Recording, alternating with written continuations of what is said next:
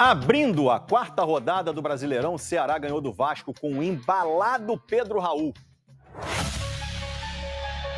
Se fizer o Vasco avança, atenção Brasil, pé direito, Pedro Raul, olhar atento pro goleiro, bateu pra fora! DC tá classificado na Copa do Brasil!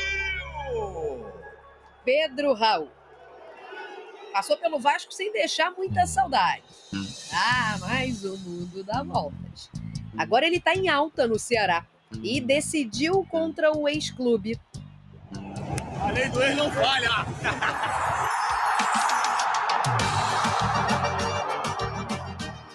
O Pedro Raul começou a partida incomodando. Todos os ataques do Ceará passavam por ele. Ou o Lucas ou o João Vitor, um dos dois zagueiros precisa encostar no Pedro Raul. Já é a terceira vez que ele toca na bola de cabeça. E ele também estava incomodado. Reclamou que a chuteira branca estava apertada. Aí a chuteira rosa ficou ali na beiradinha do campo, prontinha para ser calçada. Mas foi com a chuteira apertada mesmo, a branquinha, que ele abriu o placar. Quando o João Vitor falhou, o Lucas Mugni aproveitou e deixou o Pedro Raul na boa. Ele estava tocando na bola, ele estava desviando, agora ele entrou de frente, usou o pé direito para mandar para o fundo do gol. Pedro vem vivendo um momento muito especial com a gente aqui. Não resta dúvida que a gente joga muito em função do centroavante, em função do atacante. No segundo tempo, o Pedro Raul voltou com a chuteira rosa, agora mais confortável. O resultado?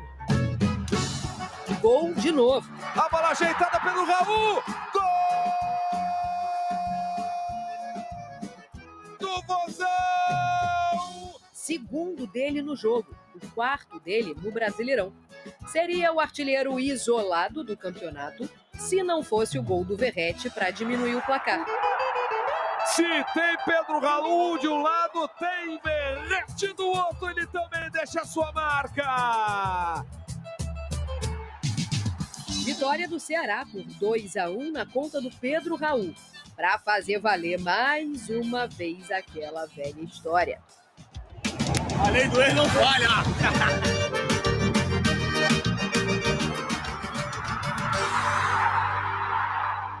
Da lei do ex eu não gosto, não. A lei C que eu amo. Vai ser horrível. Olha aí, com gols do ex, o Vasco perde fora de casa pro Ceará e não aproveita a chance de ser líder. A gente vai ver o VT na volta. Pedrozinha vai comentar, Rodolfo. Noite de glória para Pedro Raul, que fez valer a lei do ex na Arena Castelão. Lucas Mugni cruzou e o atacante do Vozão abriu o placar no primeiro tempo. E uma das poucas chances do Vasco, Verratti não conseguiu chegar na bola. O Cruz Maltino sofria na criação e ainda perdeu o Payet, que sentiu um problema físico. E o Ceará seguia atacando. Em mais um apagão da defesa Cruz Maltina, Guilherme deu o passe e Pedro Raul fez mais um. O Vasco tentou reagir já nos acréscimos e Verratti fez um gol com a sua assinatura em jogada aérea. Mas já não dava tempo para mais nada. Final, Ceará 2, Vasco 1. Vitória do Vozão contra um Vasco pressionado e que ainda não venceu fora de casa no Campeonato Brasileiro. Muita coisa para falar, principalmente a diferença do Vasco jogando em São Januário e fora de São Januário. Isso não é de hoje, e não é de hoje que eu falo aqui, ó. A torcida do Vasco, ela é realmente um 12º jogador. Quando o Vasco estava no seu segundo ano na Série B, a torcida do Vasco pegou o Vasco e falou: sai dessa Série B, que você não tem pra tu tá aí. Não foi mais ninguém. E hoje, mais uma vez, isso fica muito nítido, que a torcida do Vasco ela é um diferencial. Se não fosse a sua torcida, o Vasco estaria desse jeito aí, como perdendo sempre, porque é o que faz fora de casa. Pedrosa, o que está acontecendo? São times muito diferentes, jogando dentro de São Januário e fora de São Januário. Os números explicam isso também. São 8 gols nos últimos 3 jogos fora de casa, 3 contra o Melgar, 3 contra o Corinthians e 2 contra o Ceará. Vale lembrar que hoje o Vasco tem 7 gols sofridos no Campeonato Brasileiro. E se a gente for lembrar dos gols, muitos desses erros também, além de coletivos, são individuais.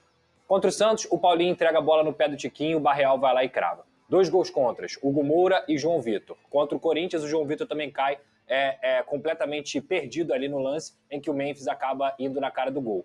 Ontem, o João Vitor, ele fez uma partida terrível novamente, porque esse lance aí, que ele cabeceia, é um absurdo, gente. Um zagueiro de Série A de Campeonato Brasileiro não pode cometer esse erro tão tosco como cometeu. E o Lucas Freitas, que também foi o companheiro do João Vitor na partida de ontem, o Pedro Raul estava atrás dele. E o Lucas Freitas não consegue acompanhar o Pedro Raul.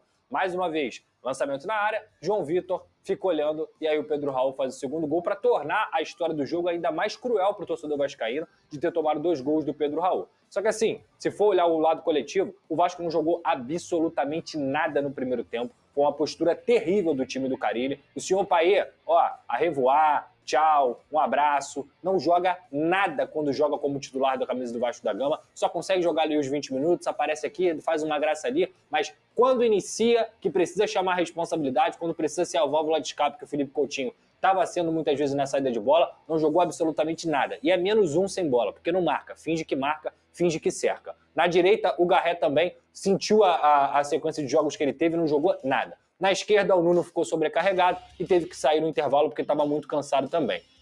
No segundo tempo, o Vasco melhora. Estava 1-0 o Ceará já, o time melhora um pouco com as entradas do Ryan, do Jair, do Alex Teixeira e também do Adson. Se torna um time muito mais dinâmico do que estava sendo no primeiro tempo. E estava começando a parecer que ia empatar a partida. Um lance do Ceará, e aí a gente viu novamente a falha defensiva, não só do sistema bagunçadíssimo do Fábio Carille. Se o Fábio Carille é técnico defensivo no Vasco da Gama, ele não se tornou mais nada disso. Ele parece até uma esponja. Você aperta, vai sair água, vai sair água. Essa é a sina do Vasco nessa temporada.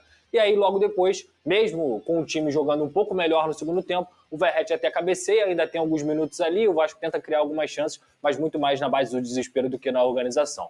Então, uma atuação terrível do Vasco, principalmente no primeiro tempo. No segundo tempo até melhora, mas que, novamente, o Vasco é prejudicado pela falta de ideias de jogo do seu treinador, pela forma que ele monta esse sistema defensivo e, principalmente, eu não vou ficar aqui culpando só treinador de futebol, só o Carille. Quem joga é jogador. Olha o lance do João Vitor no primeiro gol. Me desculpa, gente, o Carille não cabeceia a bola. Quem cabeceia é o João Vitor. O Carille não acompanha zagueiro.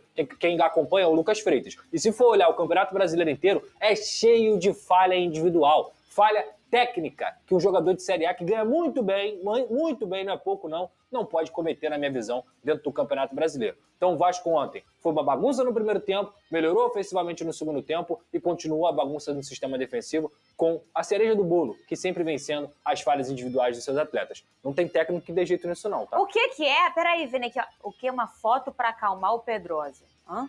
Ai, gente! Vocês são muito irritantes. Sério, para com... Tá vendo?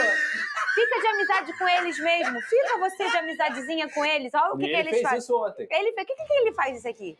Pra ouvir a torcida. Fala aí, fala já mais. tá acostumado, né? Ô, Vene Casagrande, eu vou escutar o Carille. Na volta eu quero fazer uma pergunta pra você. Fechou. Porque o Carille falou após a derrota fora de casa. Cadê? O que mais me incomodou foi a postura do nosso time. Né? A gente tem que saber onde nós estamos e respeitar onde nós estamos. Uma postura muito ruim. Melhoramos um pouquinho no segundo tempo, mas o primeiro tempo principalmente.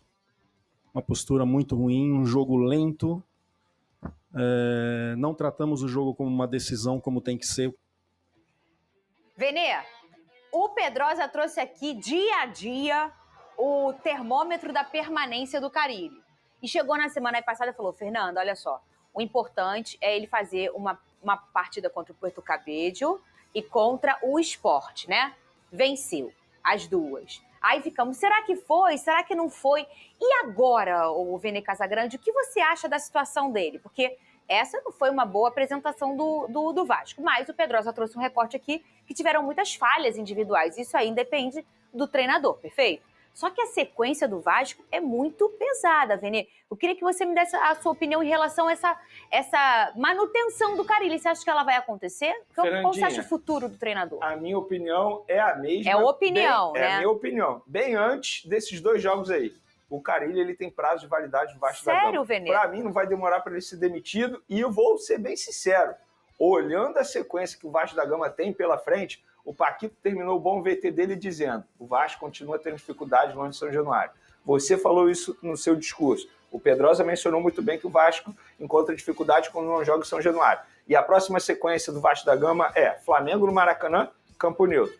Cruzeiro fora de casa e Palmeiras também fora de casa, embora seja mando do Vasco da Gama, mas o Vasco vendeu esse mando para Brasília. Então, o que me faz crer que o Vasco vai melhorar da água para o vinho? Porque a apresentação que o Vasco teve ontem contra o Ceará é extremamente preocupante. E o Carille ele foi muito bem, porque ele criticou os jogadores. E a atuação dos jogadores foi horrível, horrível. O que o João Vitor fez ontem é assustador. Um zagueiro do nível dele, do custo que ele teve com o Vasco da Gama. E já tem idade, né? 26 anos. Mensalmente, com certeza, o salário dele não é baixo, deve ser um dos maiores salários. Olha isso. E ele fez o que ele fez ontem, é um absurdo. Então, o que me faz crer que o Vasco vai melhorar da água para o vinho, ele não tem muito tempo para trabalhar, para treinar os jogadores, vai ser na base de vídeo. E ele vai ter uma sequência extremamente dura. Então, acho que a vida do Carille no Vasco da Gama é questão de tempo de ele ser demitido. Só tem um jogo em São Januário que é na Copa Sul-Americana, terça-feira. Mas no Brasileiro, a sequência é essa então, que o Vini falou. É porque eu citei o Brasileiro, obviamente. E o número dele impressionante, 100% de aproveitamento dentro de São Januário. Mas não é dele, né, esse número. É dele, da torcida do Vasco. Mas a torcida do Vasco... A torcida jogou um pouco contra ele em alguns momentos. Jogou. Mas assim, eu acho que São Januário, o torcedor que vai a São Januário, ele tá cansado, Fernanda. Ele tá cansado com toda a razão, entendeu? Ele tá cansado dos últimos 25 anos. Então, quando ele vê o time não fazendo o mínimo que é conseguir jogar bem em São Januário, vence, mas não consegue jogar bem, em alguns momentos até joga bem, mas também oscila bastante, sofre bastante em alguns momentos. O torcedor cansa, e o torcedor tem todo o direito de protestar, de vaiar. Infelizmente, eu gosto quando vai dentro do jogo, não gosto, acho errado. Mas e aí, vai cobrar o quê do torcedor do Vasco? Porque no final das contas, Fernanda, o que talvez tenha faltado um pouco para uma parte da torcida é um pouquinho de pé no chão e enxergar que o Vasco é um time de meio de tabela. E talvez tenha faltado pro presidente também. Mas eu acho, Pedrosa, aí eu vou defender a torcida. Foi uma expectativa criada pelo presidente, como você mencionou. Esse que é o ponto. Talvez o presidente também tenha que colocar o pé no chão. Porque quando ele falou top 8, eu falei que top 8 não é não. Inclusive expôs top o Carille, Top 8 né? expôs o Carille. É top 12. É top 12. Esse time é top 12. E vai brigar por alguma coisa. Agora, esperar que... Por exemplo, qual é a média de pontuação do Vasco no Campeonato Brasileiro? 2 jogos, 2 vitórias em casa. 2 jogos, 2 derrotas em casa. 1,5. Se terminar o campeonato assim, o Vasco termina com 57 pontos, se eu não me engano. 59 pontos. Alguém acha que o Vasco vai fazer mais de 60 pontos no Campeonato Brasileiro? Não. É lógico que não. Seja lá quem for o treinador. É verdade. Agora, cobrar desempenho, com toda a razão. Verdade. Com toda a razão. Mas não, tem que botar o pé no chão. Encarar o seguinte, top 8 não é top 8. É top 12. E tem que, se quiser ser top 8, tem que buscar lá no meio do ano na janela. Porque a pressão aumenta, como vocês falaram, né? Porque se a gente entende, o Vasco... O próprio torcedor é muito racional. Sim. Geralmente não é, mas o do Vasco já chegou no momento que ele é. Ele é racional. Quando não mistura política, que tem muita coisa política, eu tô falando do torcedor, né? Sim. O que o torcedor pensa? O Vasco vai brigar ali pro meio de tabela e vamos tentar buscar a Sul-Americana. Mentir? Não. Alguém acha que algum torcedor... Mas quando você começa a ver algum jogador que ganha 1 milhão, o presidente fala que é top 8 e tudo isso acontece, você começa a pensar, putz, eu acho que dá pra eu sonhar. E não dá. Olha, eu acho que essa temporada, cada vitória de jogo para todos os times, Flamengo, Palmeiras, Atlético Mineiro, Botafogo, Vasco, é como ganhar. Mas eu acho que no caso vai do ser Vasco, super importante. Essa temporada tá muito difícil. É como perde, cara. Porque a partida de ontem, gente, de ontem foi assustadora do Vasco. Não sei se o Pedrosa concorda comigo. Com o primeiro tempo foi um negócio foi horroroso. Assim, pavoroso. Não tinha nada para você elogiar. Nada.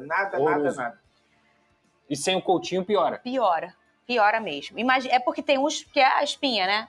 Léo, Coutinho, Piton e o Verratti são os caras que fazem O Verratti deve estar cansado. Artilheiro